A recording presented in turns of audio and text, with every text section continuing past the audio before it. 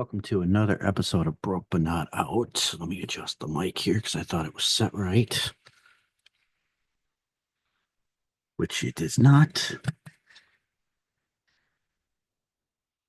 There we go. All right. Haha. All right. So, as I was saying, welcome to another episode of Broke But Not Out. Tonight, I'm going to kind of get into my history with my ex. Yay. You know, when they tell you do not stick your dick in crazy, yeah, listen, don't do it. Not worth it. I mean, I got four awesome kids out of it, which I love dearly, but the mental the mental punishment that I took for almost it was 1 month shy of 18 years was complete hell. So let me begin. It all started back in October of 2000.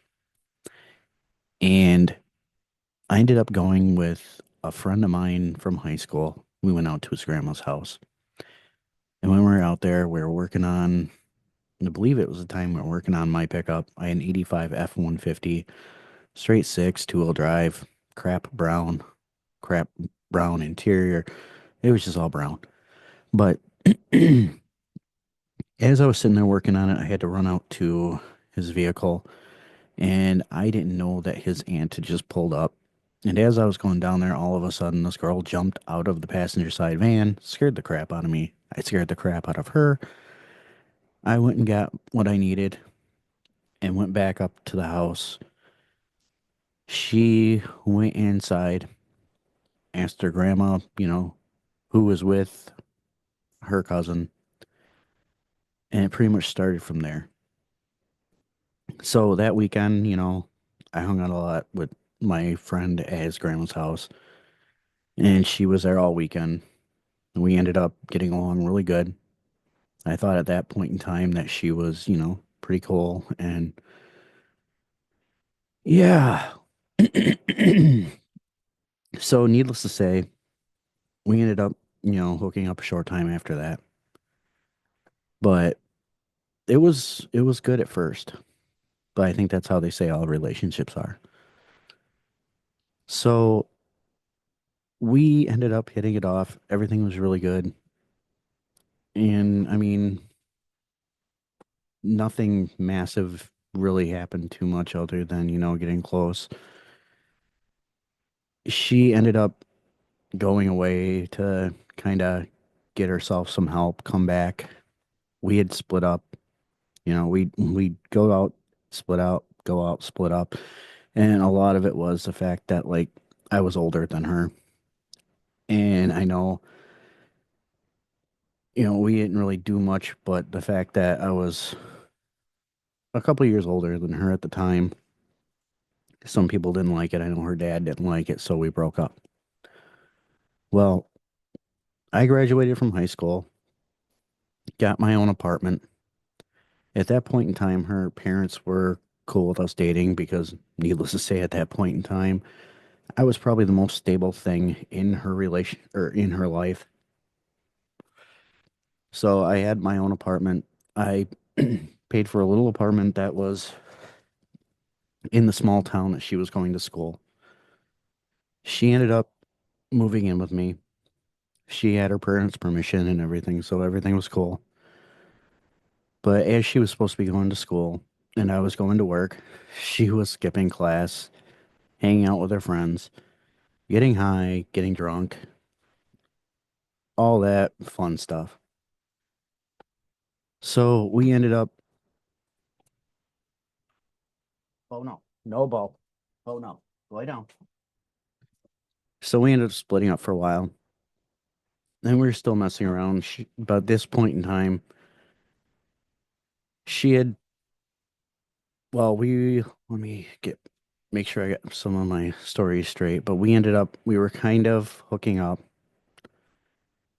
And there was one point where she was dating this other dude. We got together. He didn't like it. We ended up getting into a little fight in the front yard. I ended up getting the best of everything and just kind of, leaving her there because I wasn't going to take it anymore. So let's move forward. She ended up getting pregnant, and at this point in time, she was 18. So, which was always funny, is her dad was always like, whatever, she's 18 at this point, who cares? We moved in together. Everything was good. Well, that I thought was good. Come to find out, every time when I was at work or she'd go out and get drunk and get high and do whatever, I, needless to say, was pretty ignorant to all this.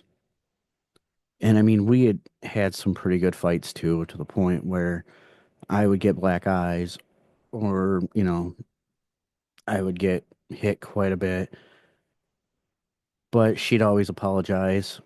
And the funny thing is when it comes down to it, that, abusive relationships aren't always just men beating women.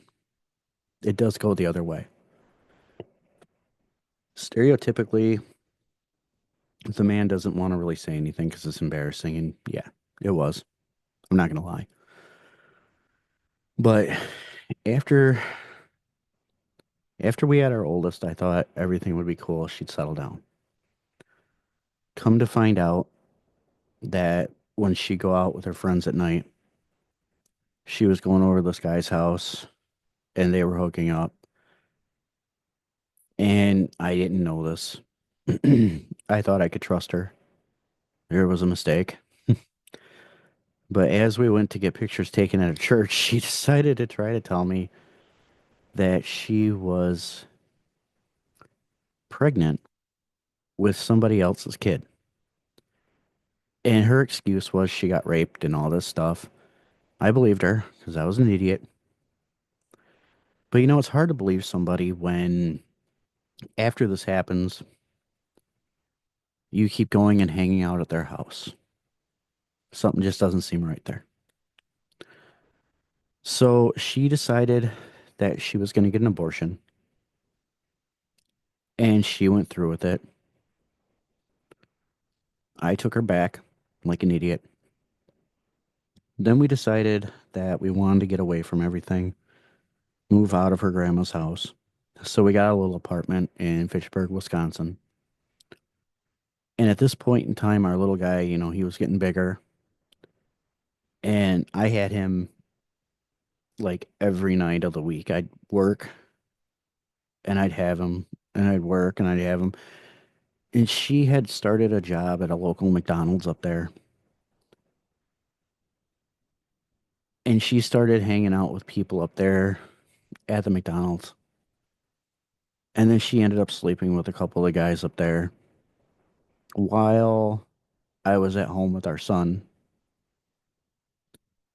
And then come to find out, the guy that I was hanging out with downstairs, him and I would go out, get a couple drinks once in a while. And this is when she would go down to where her mother lived. And, he told me, yeah, they were hanging out, but nothing had happened. Nothing had happened. And he's like, I would never do that to you and blah, blah, blah. Yeah, she ended up sleeping with him. He ended up breaking up with his girlfriend at the time and moving into another town that was real close to where we lived. Come to find out, she was sneaking over there during the day when I was at work, sleeping with him, making sure she got home in time before I got home. And the next door neighbor, she had got a new boyfriend. Well, she had managed to go down and sleep with him. So, and then while we were living up there, she got pregnant with our second. And I thought, let's buy a house, let's get our life straightened around because she had swore to me that she had only cheated on me with the one guy. So when we got down there, we got everything settled, we moved into our new house, and everything was going good. She finally told me, hey, I'm sorry. I have to be honest with you. I slept with the two dudes, and there was a slight chance that my second son was one of theirs. Luckily, we found out that he wasn't. So that was a plus.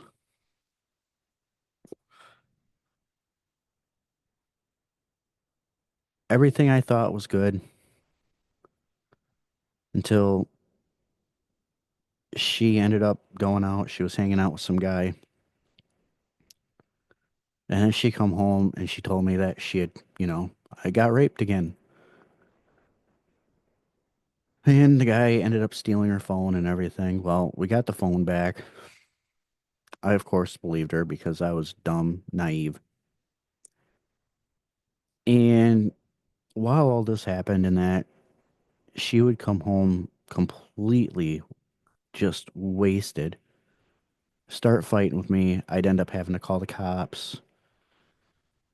And it was not good, especially when there'd be times like our boys, the two we had at that time, would see us fight. And my oldest, who always he just absolutely wanted that relationship with with his mom, would always take her side.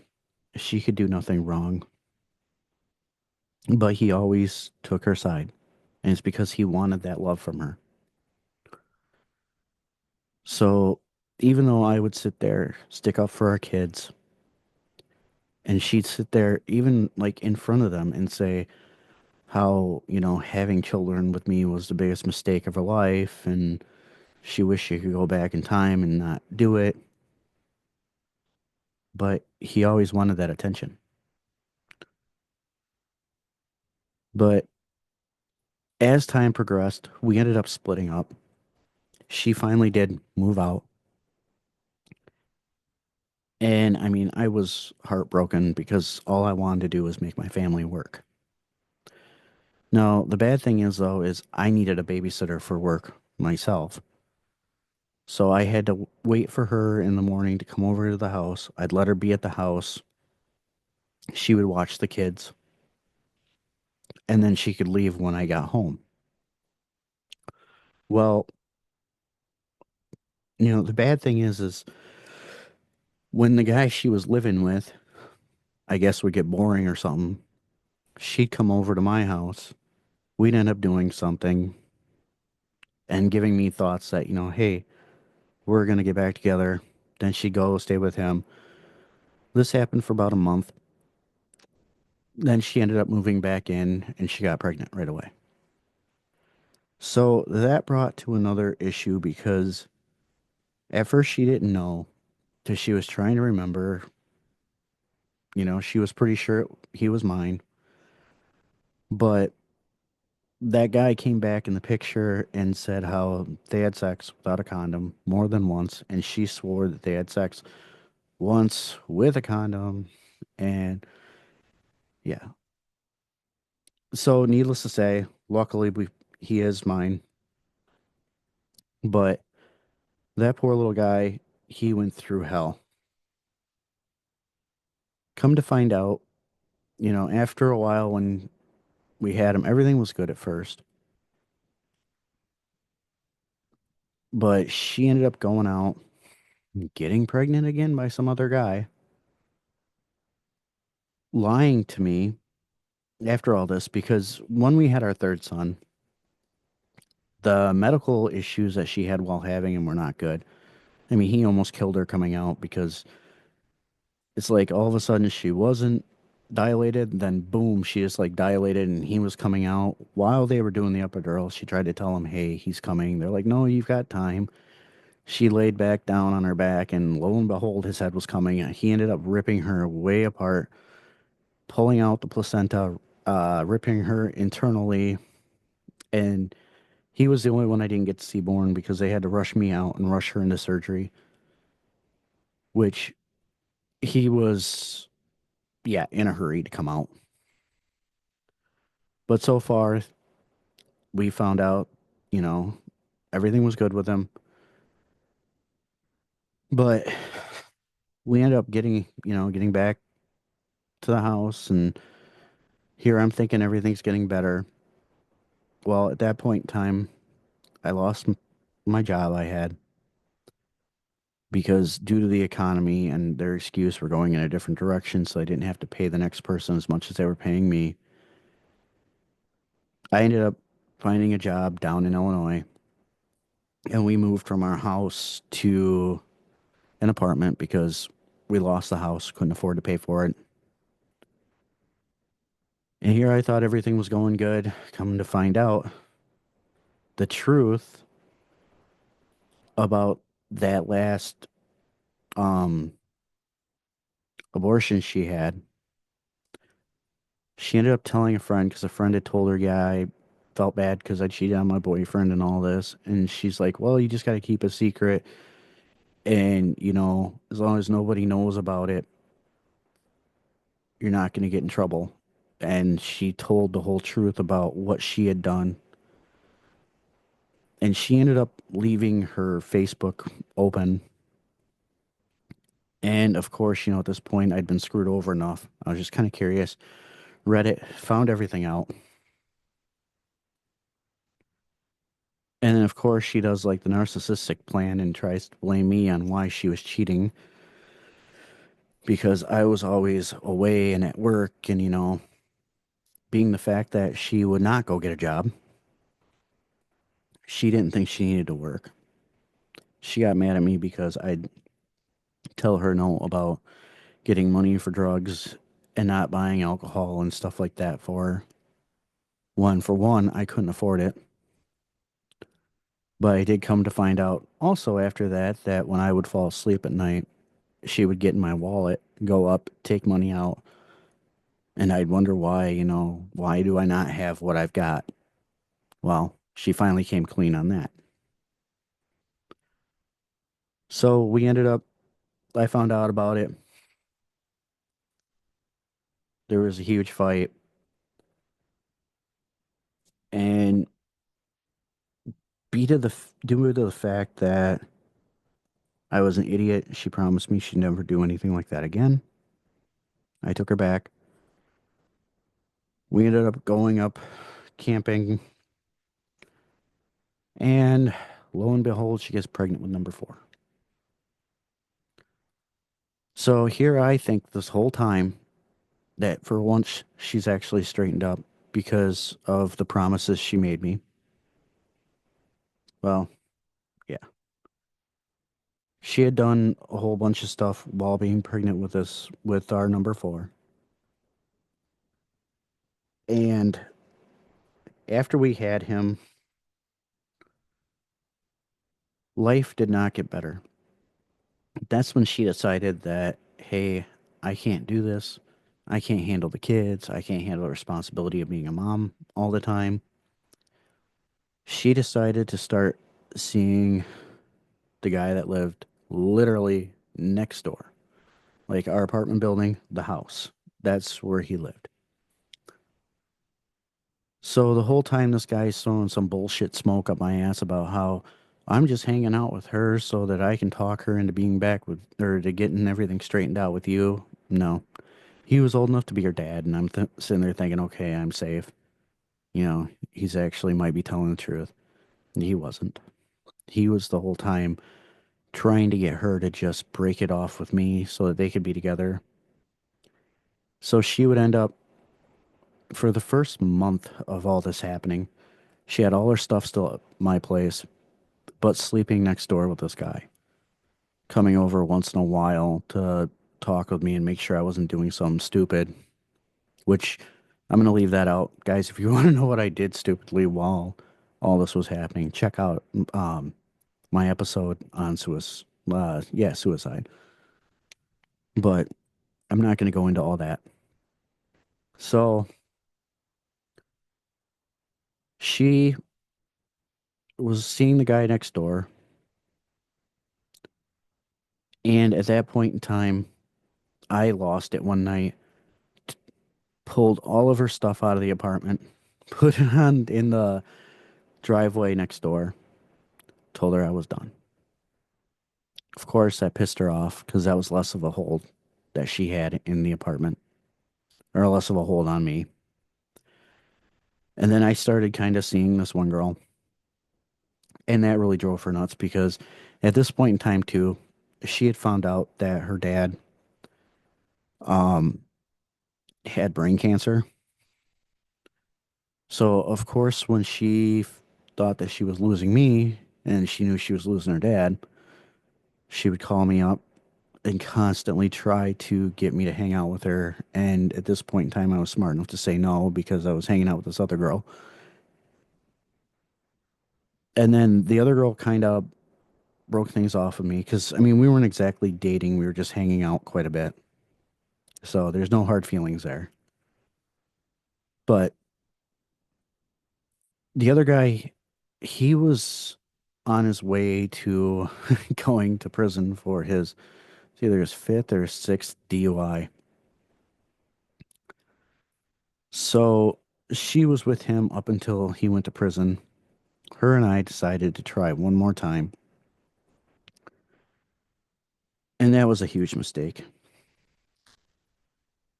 because she had two kids that she liked and loved, and two kids that she despised. Here to come to find out, and this was years after everything, when my son decided to like come clean during his counseling, I found out that in the middle of the night at times she would go in there,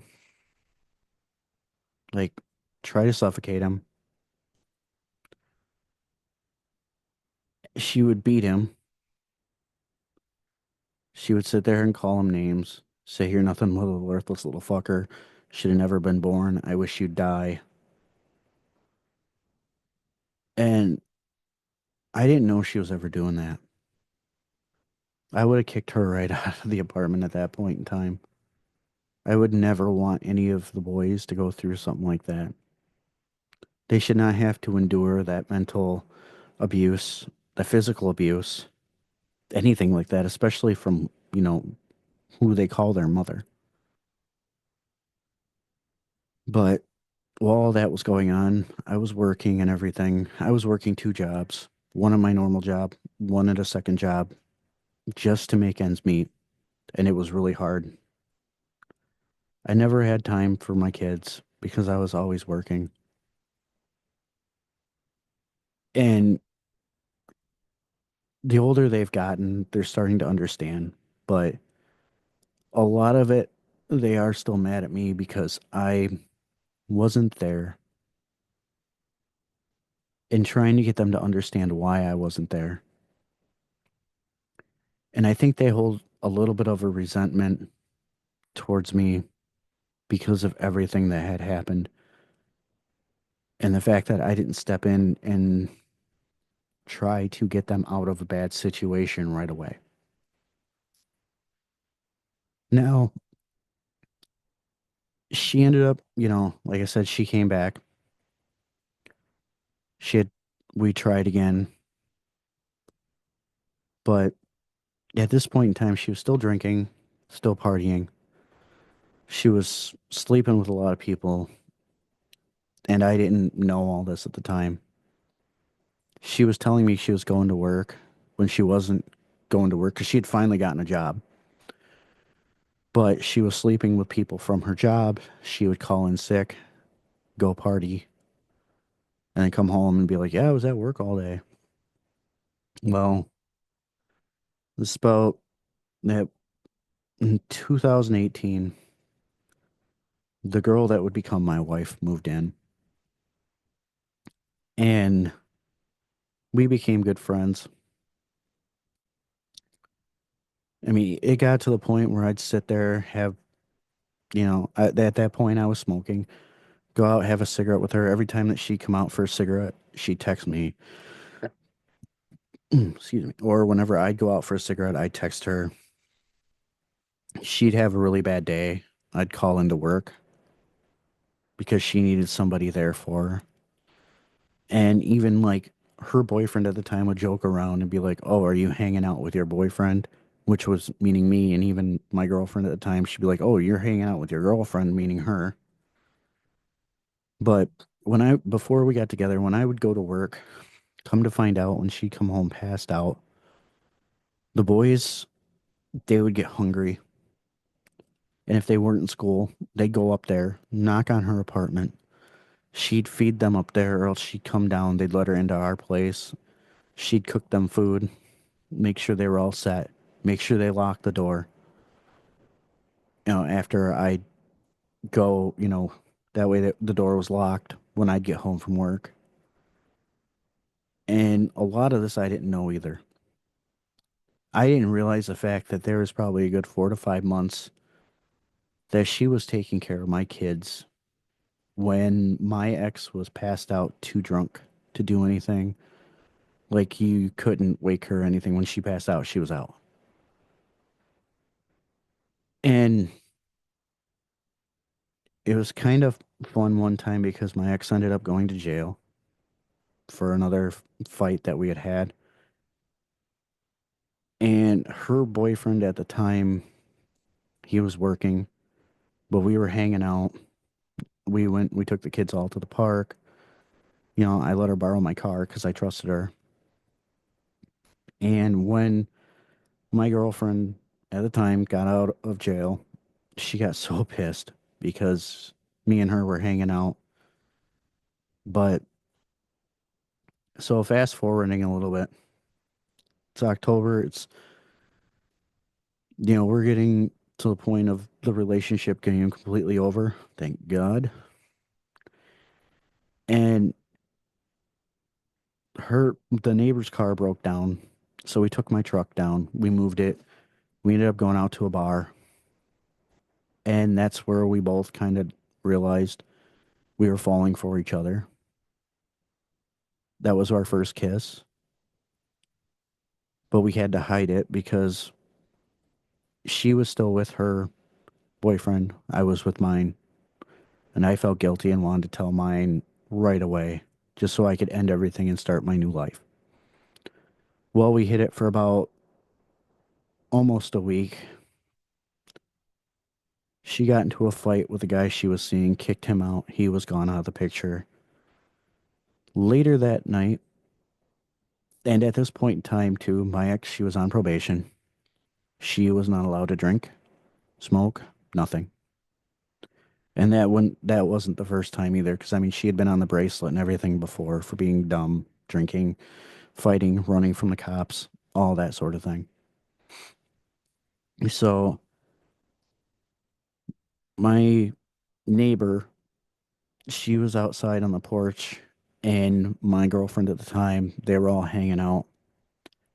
And she was texting, my neighbor was texting me, and she had texted me like this little heart emoji thing. I texted one back.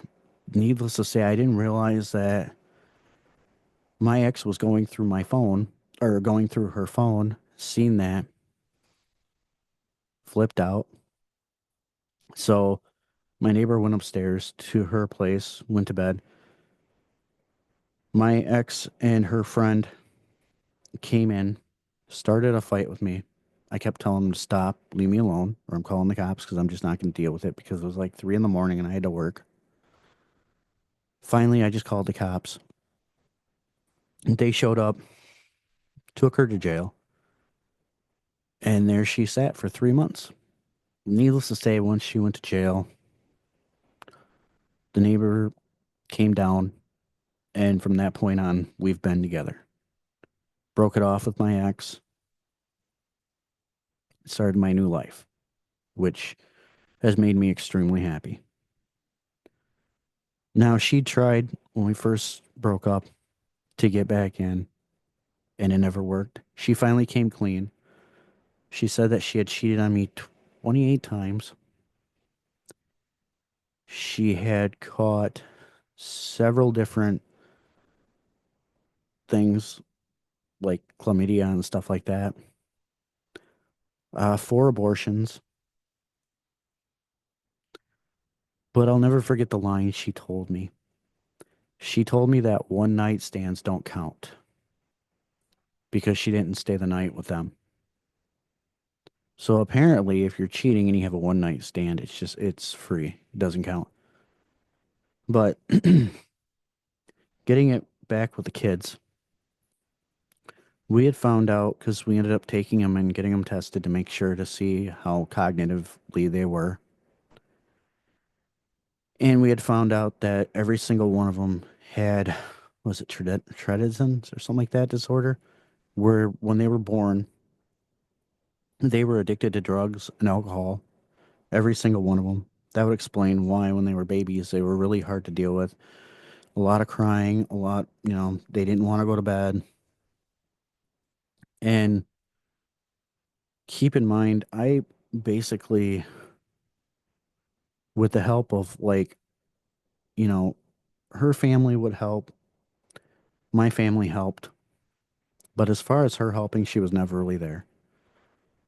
I mean, I have changed thousands of diapers. I have had to deal with, hundreds of sick times, and I don't deal with puke or anything. So it is really hard to clean puke up when you can't look at it. But I've had to deal with all of that. And again, I know the boys, they still show resentment towards me because of what I let them go through. And if I would have known half the stuff that they were going through, I would have ended it a lot sooner. And the funny thing is too, like every time the cops would come there, there was one time where a cop looked at me and goes, "I don't know how you haven't hit her back." Because I never once hit her. Wanted to, but I didn't. And the only time I ever came close, because we were fighting and she kept on and kept on and kept on. And I kind of lost my temper. And I punched the wall next to her head, put my fist to the wall. And I asked her straight up, "Are you sure you want me to hit you?" At that point in time, she actually was scared. But I never laid a hand on her because I was raised not to hit a woman. And so I stood with it.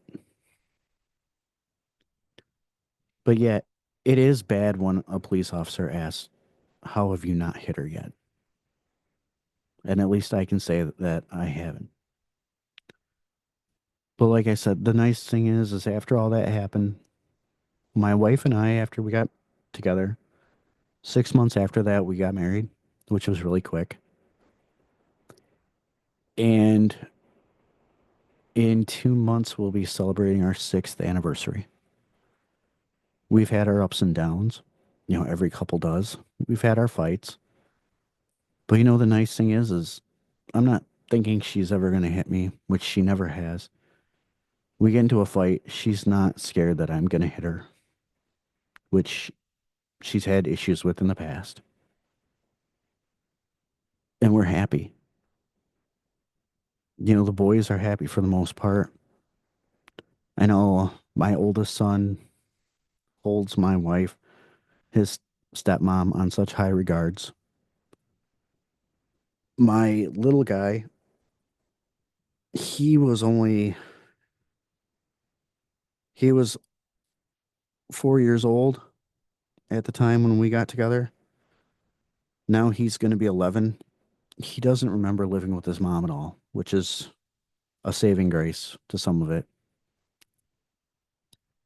But after we had him tested, we did find out that thanks to the Tourette's disorder and everything, he does still have some symptoms left over from her, but she's been non-existent in their life.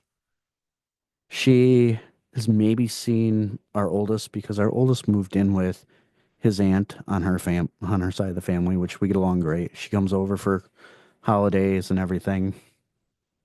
And so he lives with them. I think he's ended up seeing her maybe once or twice. She's in and out of jail. She is looking at possibly prison time at this point in time for stuff. And she owes a lot in child support, which I know I'll never see. But three of the boys haven't seen her in 3 or 4 years. The youngest doesn't remember what she looks like. The youngest doesn't remember living with her. The youngest don't remember anything really about her. And yeah, at the same time, I did adopt my wife's two children because of things.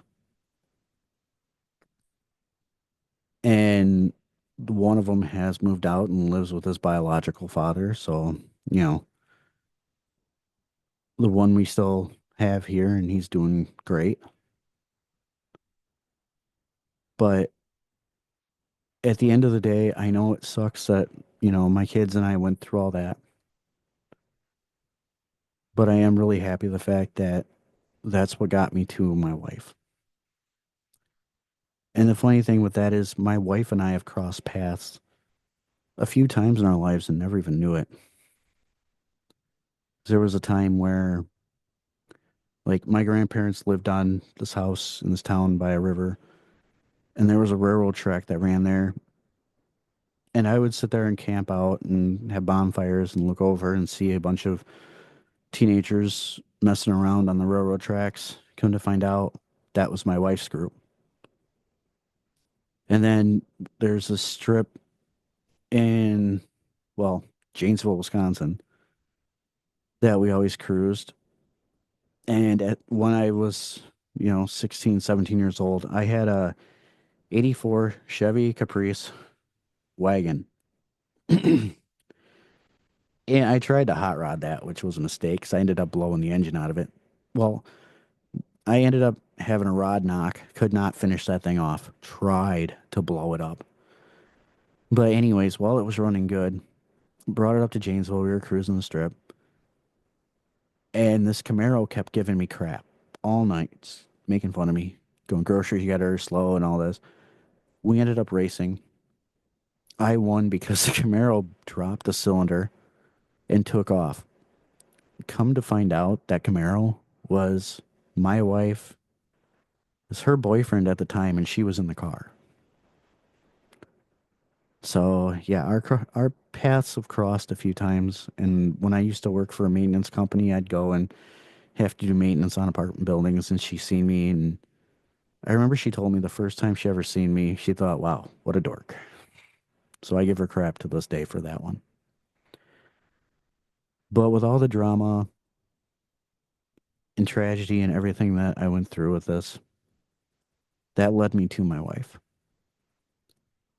That led me to being a happy person, getting my shit straight, getting on meds to kind of help me regulate myself, and just being an all around better person and better dad. So everything I've got, and as far as I am today, I have to thank her. She's amazing. And I love her.